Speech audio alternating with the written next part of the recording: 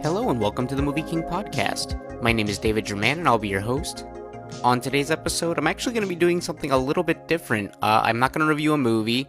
I actually want to talk a little bit about some movie news that just came out, and that is regarding AMC and sort of their A-list program and kind of a perk they're adding, and just want to kind of give my thoughts on that. I do have some movies I did want to review. I'll just kind of give quick thoughts on them now. One of them is How to Make a Killing. Thought it was a decent movie. Didn't love it. I really wanted to like it more. I think Glenn Powell was good.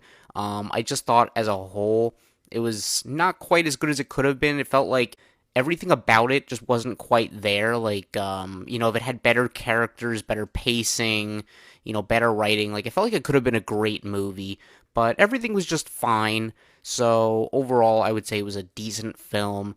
And I mean, I'd still say it was enjoyable, but I'd probably give it like a B minus. And then also, I wanted to talk a little bit of the movie Iron Lung, which is a movie made by Markiplier. And that movie I really wanted to like because Markiplier is a YouTuber. I think it's impressive that he got the movie made by himself. And I really wanted to find something really great about it. But honestly, I just thought it was very boring and it really struggled to get my attention. I mean, it's based on a video game, but I felt like even, and I'm not familiar with the game it was based on, but I thought it was pretty inaccessible, just as far as storytelling goes, and I found it to be very boring to get through. But you could tell there's a lot of passion behind it, so I really do feel bad for the movie because it really tried. Like, it really did try, but it just didn't win me over. So that one I really could not give a recommendation for. I would give Iron Lung a D. But anyway, just wanted to get those out of the way because I think this is a pretty important thing to talk about right now, and I want to make sure that this episode goes to that. So, for any of you who don't already know, AMC is the biggest theater chain in, I guess, ever, really. It's the biggest theater chain, period. They have a great deal, which is AMC Stubs A-List. I have it. I know several people who have it. It's basically about $27.99 a month, and it gets you basically like 4 movies a week in any format you want. I've made an episode about that a long time ago talking about, all the theater services, and I think A-List is the best deal of the bunch. Really very few catches in regards to the service, and you get a lot of great perks out of it, so really great stuff. But basically, if you don't remember, a few years ago, AMC had tested this thing called Sightline, and it was basically, the idea of it was that they would treat movie theaters kind of like Broadway shows or concerts, where it's like, if you want the best seats, you have to pay more money. And then they would subtract, I think, like $1 if you sat in the front row. And it was a terrible idea because, I mean, let's be honest, a movie theater is not the same as going to a Broadway show. Like, I don't think it's the same experience, and I don't think it warrants, paying more money to get a better seat. Like, the movie theater is supposed to be for the everyman. It's not supposed to be this premium. I mean, it should be premium, but it's not supposed to be this mega premium thing only for, people who are wealthy. And I think that's a very poor decision on their part. Obviously, it didn't work out. They didn't really keep the program going for more than a couple months. And basically now they're trying something kind of similar. Again, I think it's a little better than that. Basically, the idea is if you have A-List or their lower tier program called Premier, which is, I think, about $18 a year, and that gets you a couple little perks like, no online fees, and you can get on the concessions line faster, stuff like that. You can earn points a little faster with both A-List and Premier. But the idea now that AMC has is that when tickets first go on sale, I guess, for a movie, that's kind of what's implied here, they will block out the best seats in the theater for people who have A-List or Premier, so they can get the best seats first. And I have very conflicting thoughts on this. I mean, on one hand, as an A-List member, I mean, I think it's great that I'm going to get a great seat to a movie, like, right away. If I want to go get, like, the middle seat for a big IMAX showing opening night. Like, I'll be able to get it probably quicker than other people would. But that's kind of the problem, and that's where I don't like it, because I think movie theaters are struggling. I think that's pretty safe to say. Like, right now, they're not where they were 10 years ago, 20 years ago. Movie theaters used to be huge. And right now we have this problem where, the movie industry, we're getting less original films, we're just getting a lot of blockbusters. I mean, of course we are getting original movies, and I try to see as many of those as I can and talk about them on here.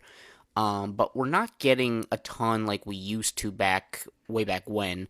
And theaters are struggling because they're charging more money. People feel like they're not really getting the money's worth. There's a lot of problems in theaters I could go on and on and on about, like people on their cell phones, people, who are talking the entire movie without punishment or any kind of, consequence. And I think all these things make people less likely to want to go to the movies.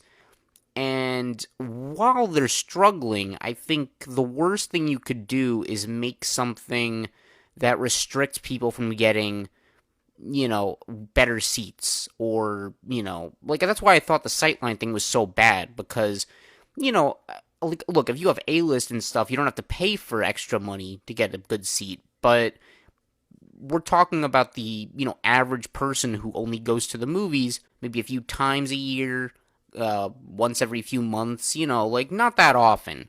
And for those people who don't probably have, A-list or Premiere, because they're like, I only go once in a while, why do I want to pay $20 a year or $27 a month for a subscription service?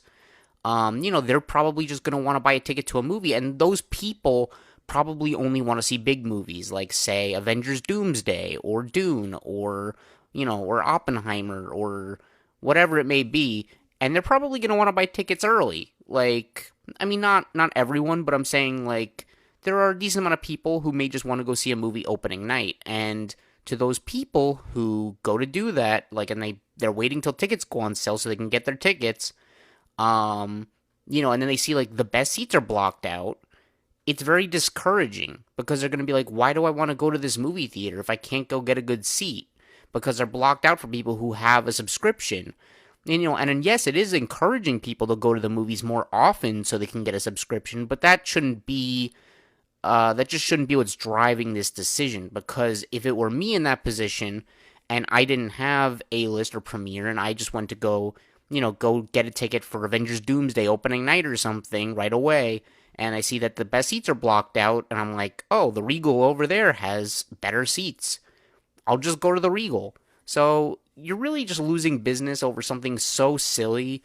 And I mean, I get the idea behind it. It's like, yes, we're giving people who go to our theaters a lot better seats, right away at least. And I think we need more details on kind of like how long these tickets will be blocked out. Because I think if it's only blocked out for a day, like after tickets go on sale for a big movie, then that's fine. I mean, that's really not going to impact a lot of people. But if we're talking about like a week out from the movie, the seats still are blocked, and this is for like a big movie, then I think that's a problem. And I think they'll need to address that, because I think you're going to have a lot of people who are upset and will wait to go see a movie later because they don't want to go sit in a bad seat. I don't want to sit in a bad seat. Like, for me, if I don't get a seat that I want to sit in, I'd rather wait for a different time when it works out better. And that's just me. I'm a little particular with where I'm sitting in the movie, but I think it's just a problem that the whole movie theater industry is facing, and I think really the movie theater industry is just killing itself very slowly, and it's very sad to watch because, I root for the movie theaters. I mean, I go every week. I'll be going right after I record this podcast, and,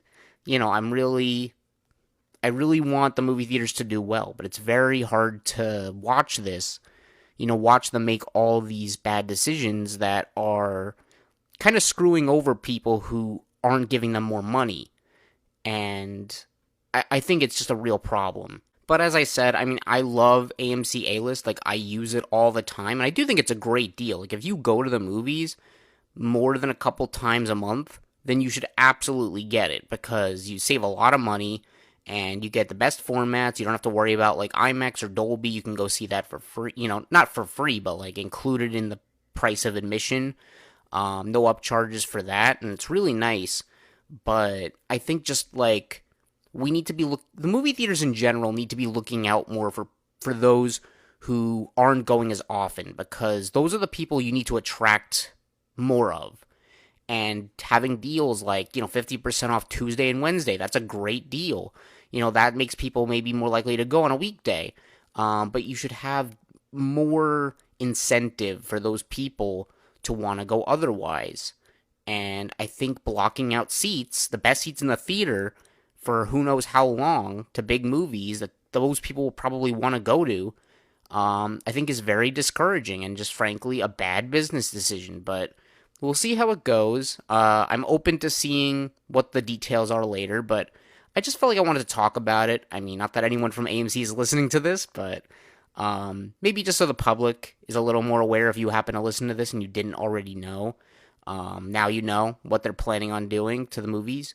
And, I'm sure it won't affect you if you're just going for like a Saturday afternoon, seeing an indie movie. Like, you're not going to have a problem getting the seat you want, but I think for big movies opening night, if you're planning on getting those tickets right away, you could see, seats gone that you want. So, I don't know. We'll see what happens with this, but I just wanted to talk about it a little bit.